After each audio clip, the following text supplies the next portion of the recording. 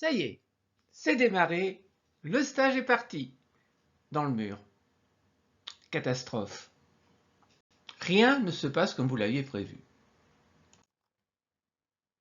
Ce sont les réalités du stage.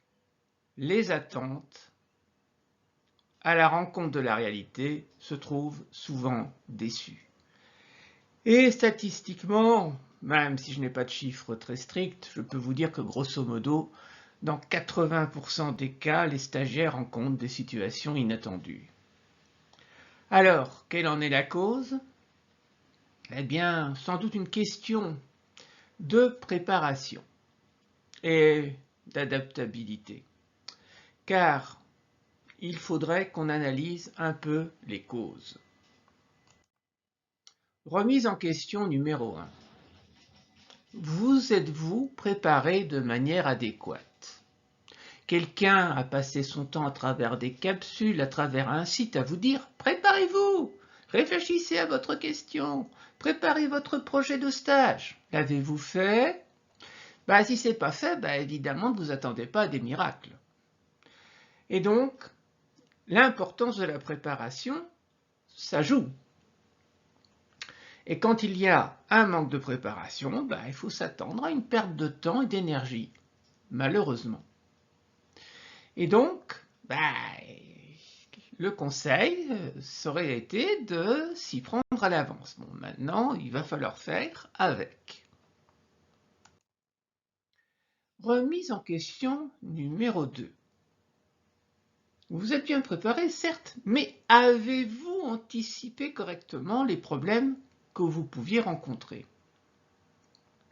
Parce que anticiper permet d'éviter et permet, en deux,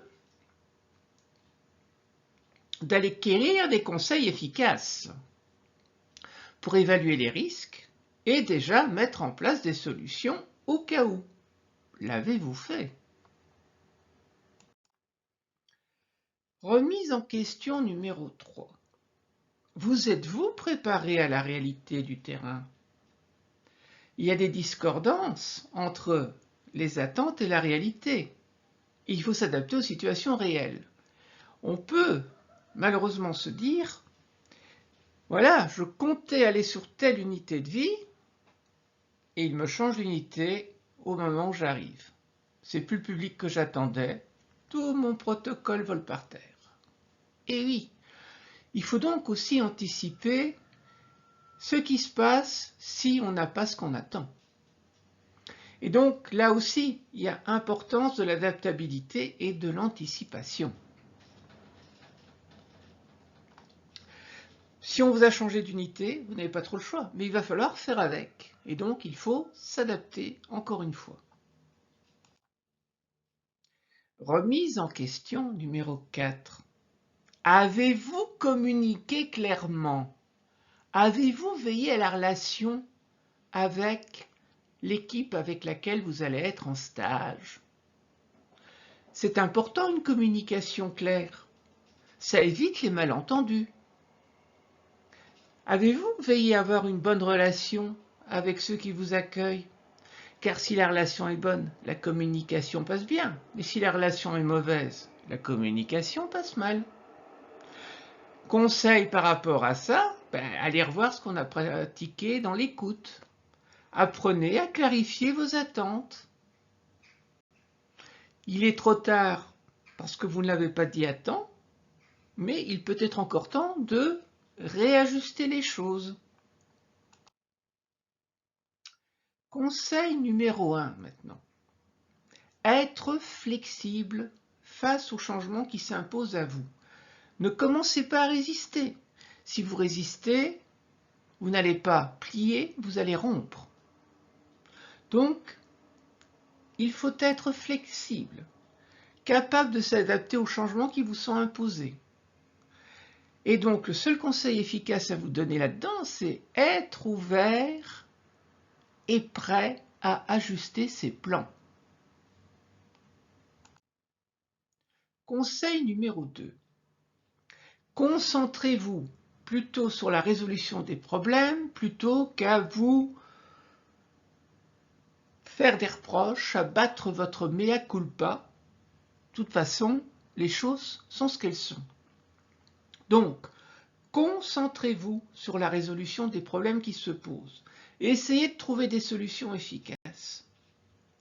Et le conseil à vous donner dans ce cas-là, c'est d'être proactif dans la recherche de solutions, faire preuve de créativité et communiquer encore une fois.